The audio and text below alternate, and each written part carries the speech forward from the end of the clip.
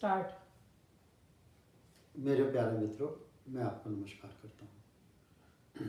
मैं Rohtash Gupta, farmer head of the zoology department and professor, Kurukshetra विश्वविद्यालय, कुरुक्षेत्र, हरियाणा।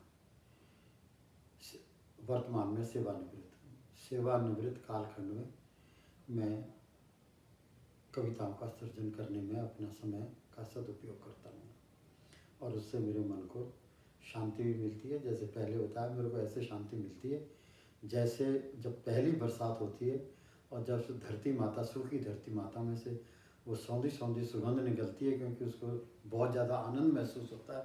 उसी तरह से मेरे मन में आनंद होता है। या दूसरा आप ये समझ लीजिए कि किसी कमरे में बहुत ज़्यादा धुआं हो और धुआं निकल ना रहा हो, तो उसमें आप वेंटिलेटर से बना दीजिए, सारा धुआं बाहर निकल जाएगा। तो वैसे ही मेरे मन को बहुत ज़्यादा ताज़ी हवा का अनुभूति होती है जब मैं कविताएँ लिखता हूँ। मैंने जैसे पहले बताया, मैं कविताओं का मेरा रुझान जो है वो भारतवर्ष के स्वतंत्रता संग्राम में जिन लोगों ने आज़ादी के लिए अपनी जान दी, उन लोगों के लिए है। और उन लोगों में ऐसा है कि हमको सबको पता है कि भगत सिंह जी थे, मदन लाल धिंगड़ा था, एंड सो फोर्थ। लेकिन ऐसे जिनका लोगों को पता भी नहीं है और अपनी जान से खेल गए, और जिनका बहुत ज़्यादा रोल था और जिन्होंने सारी अपनी ज़िंदगी निकाल दी, जो बहुत उनका व्यक्तित्व बड़ा पराक्रमी था, अमर अपार वीरता थी उनकी, अदम्य उनका साहस था, गौरवमयी बलिदान दिया उन्होंने, आत्मबल और निर्भीकता और समर्पणता की मूर्ति थे, और भारतवर्ष माता की आज़ादी के संग्राम की उन्होंने बुनियाद रखी अपनी कुर्बानी से। ऐसों में एक थे जिनका आज मैं कविता पाठ करूँगा, उनका रास बिहारी बोस। इनके बारे में कविता बहुत अच्छी तरह से समझ में आएगी। मैं 1 मिनट आपको ये बताऊँ, ये थे कौन।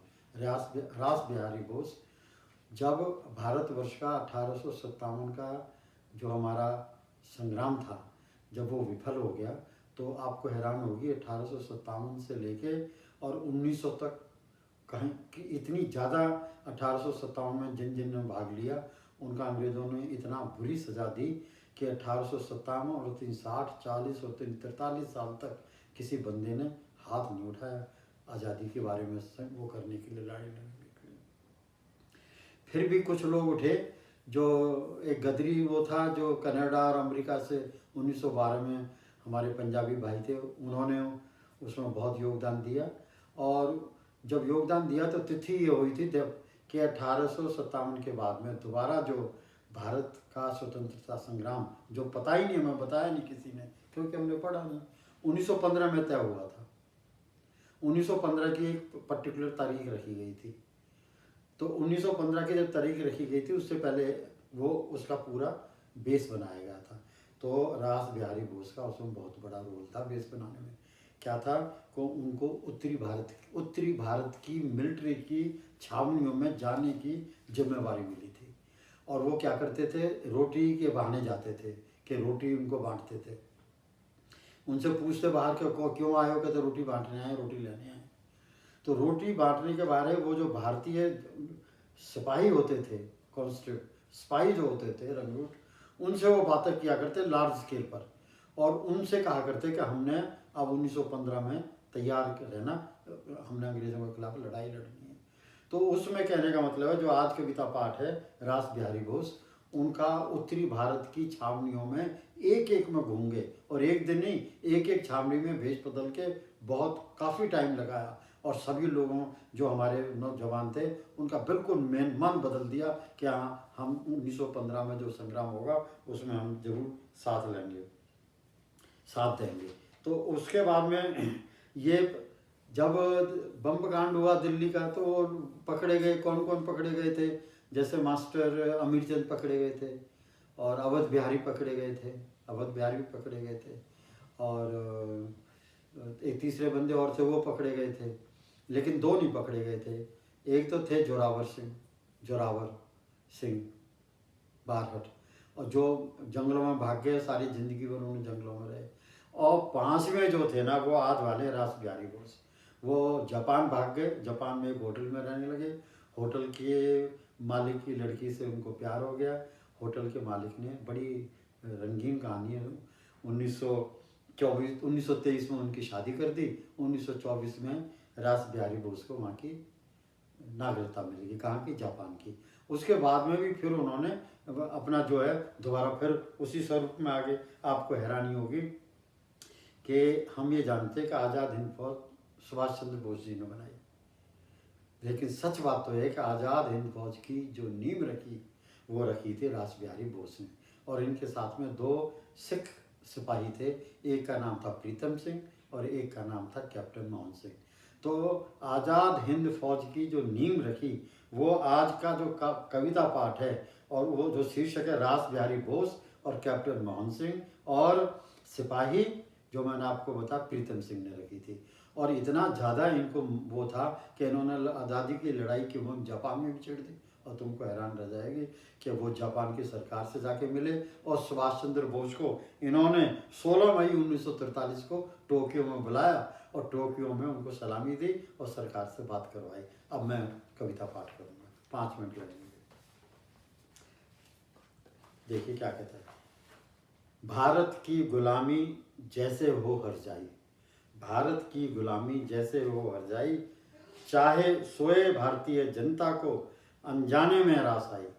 बहुत बड़ी बात कह गया है कभी यहाँ कि उन दोनों में जो लड़ाई में लड़ते थे वो कुछ गुण चिन्ह लोग थे, बाकी जनता को तो रास आई हुई थी। ऐसे है जैसे कोई गुलामी रास आई हो, और ये कड़वा सत्य है। तो कभी क्या कह रहा है, भारत माता की गुलामी जैसे हो हर जाई, चाहे सोए भारतीय जनता को अनजाने में रास आई, पर वीरों के दिल में कांटा बनी हुई दुखदाई। किसी वीर ने लहू की कुर्बानी दी, किसी वीर ने लहू की कुर्बानी दी, तो किसी ने दिमागी योजना से लड़ी लड़ाई। किसने दिमागी योजना से लड़ी लड़ाई? जो दिमागी योजना से लड़ाई लड़ी वो रास बिहारी बोस ने लड़ी, जिसका हम आज कविता पाठ कर रहे हैं। परम वीर रास बिहारी ने भी खूब लड़ी आज़ादी की लड़ाई, बेवफा अंग्रेजी हुकूमत की करी असरदार धुनाई। कभी लॉर्ड हॉर्डिंग पर बमबारी की योजना बनाई, तो कभी लाहौर, फिरोजपुर, मेरठ छावनियों में गदर की जोत जगाई। गदरी जुनून ने शिखर की ऊंचाइयां और पाई, जब 1908 में लाला हरदयाल और सन 1910 में जितेंद्र मोहन चटर्जी जी ने आज़ादी की तलवार उठाई, तो रास बिहारी ने उत्तरी भारत में गदरी हरकतों की ली जिम्मेवारी उठाई। रास बिहारी बोस की कारगुजारी ने क्रांति की धूम मचाई।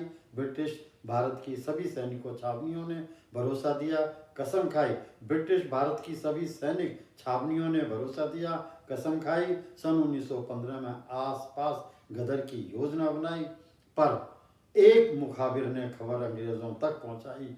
योजना 1915 के गदर की फिर रह गई रखी रखाई। अंग्रेजी सरकार ने धरपकड़ की मुहिम चलाई। जब वो राज खुल गया तो अंग्रेजी सरकार ने अब धरपकड़ की मुहिम चलाई। रास बिहारी ने साफ बच निकलने की मीजान बैठाई। जटिल परिस्थितियों में जापान में अपनी निजी दुनिया बसाई। एक जापानी होटल ने अपनी लड़की तो एक जापानी होटल के मालिक ने अपनी लड़की तौसीफ की बोस संग कर दी सगाई। इसी शादी के बलबूते पर सन 1923 में रास बिहारी बोस ने जापान की नागरिकता पाई। यूं बोस की हुई अधिकाधिक हौसला अफजाई, पुनः गदर प्रति समर्पण किया। सन 1924 में जापान में इंडियन लीग बनाई। दोबारा से वहां जाके इंडियन लीग बना दी। इंडियन लीग बना। आज़ादी की ज्योति और प्रचंड हो गरमाई। आज़ादी का सपना पूरा करने की हट योजना बनाई। संघ कैप्टन मोहन सिंह और सरदार प्रीतम सिंह फौजी एक्शन प्लान बनाई। आप हैरान होंगे, रास बिहारी बोस ने ही सर्वप्रथम आज़ाद हिंद फौज की नींव धराई। ये इत्तेफाक था कि इसी वक्त सुभाष की जर्मनी पहुंचने की खबर आई। रास बिहारी ने जापानी सरकार से अर्जी लगाई। अर्जी में सुभाष को जर्मनी से जापान बुलाने की गुहार लगाई। अंतिम इस योजना ने खूब सफलता पाई जब 16 मई 1943 को रास बिहारी ने टोक्यो में सुभाष की कड़ी अगुवाई दोनों बोस क्रांतिकारियों की जोड़ी ने अपनी शौर्य की धाक जमाई। दूसरे विश्व युद्ध में हिंद सेना की भागीदारी रास बिहारी बोस ने निश्चित करवाई। धन्यवाद।